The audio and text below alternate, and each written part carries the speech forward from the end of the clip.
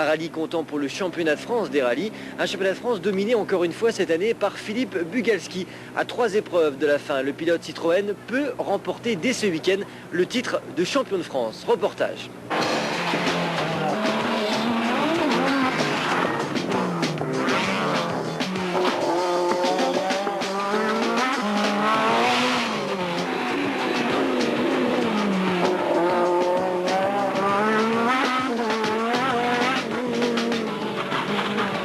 Bien les routes du Nord parce qu'elles sont très piégeuses entre les embruns de sel, les boues et tout, il y a du spectacle.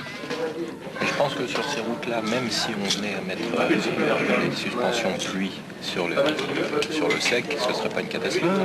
C'est vrai que le rallye du Touquet est un rallye un petit peu particulier, je dirais complètement particulier, il dénote complètement des autres mondes du championnat de France. C'est un rallye avec des routes très spécifiques, très glissantes, très rapides, très étroites, où il faut beaucoup de concentration. Bugalski, leader incontesté du championnat de France. Seuls quelques petits points lui suffisent pour obtenir un second titre en 2 ans. Ses principaux concurrents au Touquet, les voici. Sylvain Polo sur Subaru, vainqueur en 93. L'ambition, c'est surtout la première place, c'est pas la deuxième place. Et la concurrence risque d'être assez sérieuse quand même. C'est sûr, ça va être assez sérieux, mais on a quand même un avantage avec une super auto.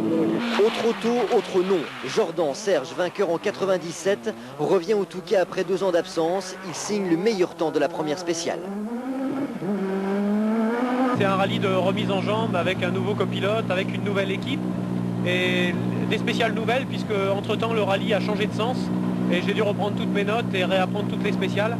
Donc ça va être un rallye de rentrée, on va essayer de rouler régulièrement et d'être à l'arrivée. Sur les routes détrempées de la Côte d'Opale, Sylvain Polo est le plus rapide. Aidé par ses 4 roues motrices, le pilote et sa Subaru décrochent les 3 et 4e scratch, 2 spéciales qui l'emmènent en tête du rallye. Une pole position que Polo abandonne dans la 4e spéciale, celle du Haut-Pays. Victime de plaquettes de frein défectueuses, impossible pour lui d'éviter la sortie de route. Coincé dans le bas-côté, ce sont des spectateurs qui l'aideront à retrouver le bitume.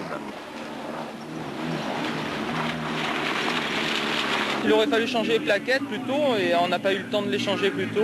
Et ce qui fut, ça nous a causé un blocage de roue. Et blocage de roue, ce qui fait, relâchement de la pédale des freins, mais au lieu de freiner où il faut, on arrive sans mettre plus loin, quoi. Vous perdez combien là-dessus 3 minutes 30. Le leader, après 4 spéciales, s'appelle donc Philippe Bugalski. Dans des conditions météo calamiteuses, les 2 roues motrices de la Citroën Xara s'en sortent plutôt bien. C'est un rallye du Touquet comme on l'a rarement eu, avec beaucoup d'eau, beaucoup de boue, des conditions très piégeuses, mais bon, ça se passe bien pour l'instant. Aux côtés des genoux du circuit, d'autres visages affichent un grand sourire. José Barbara, éternel passionné, quintuple vainqueur du rallye du Touquet, est aux anges malgré la pluie. Les conditions, elles sont quand même très bien, puisque ça fait tous les ans que je fais le rallye du Touquet, et tous les ans il pleut, et je suis toujours avec la Porsche ou avec la BM. Et j'ai toujours dit, si j'avais une 4 roues motrices, et aujourd'hui, j'ai une 4 roues motrices, et je crois que je suis en tête du groupe N, c'est bien. Samedi midi, 33 km de spécial ont été courus. On a assez.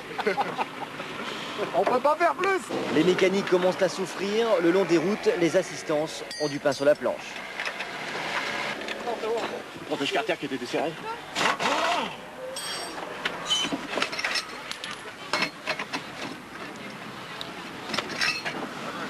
Ouais, ok, c'est bon. Lors de l'après-midi du samedi, le public assiste à un cavalier seul de Sylvain Polo.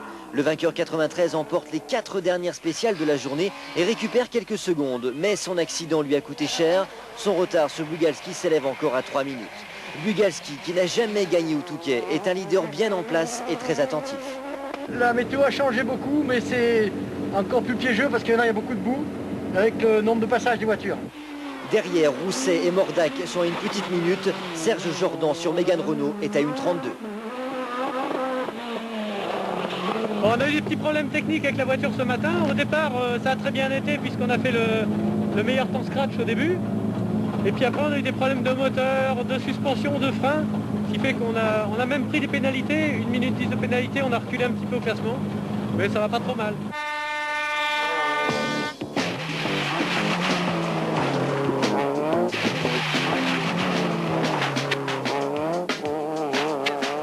La bonne surprise du début de soirée est venue d'Arnaud Mordac sur Ford. Le pilote d'Air sur la liste pointe en 3e position à seulement 50 secondes de Bugalski.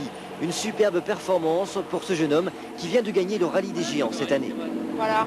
Alors c'est une belle performance, 3e après cette première journée? C'est une excellente performance, on ne pouvait pas espérer mieux. On visait entre 5 et 10, on est 3e, donc je dirais que tout se passe bien. 20h30 hier soir, tout va presque bien pour Philippe Bugalski en tête du rallye. Sa voiture a connu quelques déboires. Qu'est-ce qui s'est passé sur le pare-brise? Mais on a fait ouverture de la chasse avec, je pense, 2 toitons.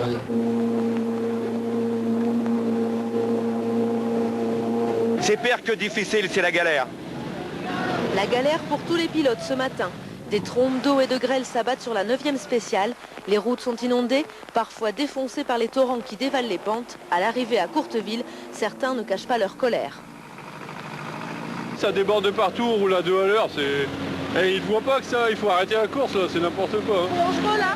Bah là j'étais en première, je savais même plus monter les endroits, regarde, il suffit de voir. Hein. Ah là c'est la folie, il faut y arrêter parce que non, là c'est injouable. On est à 40 à l'heure, c'est pas un rallye, c'est... On voit plus, l'eau elle revient sur le pare-brise, on voit plus.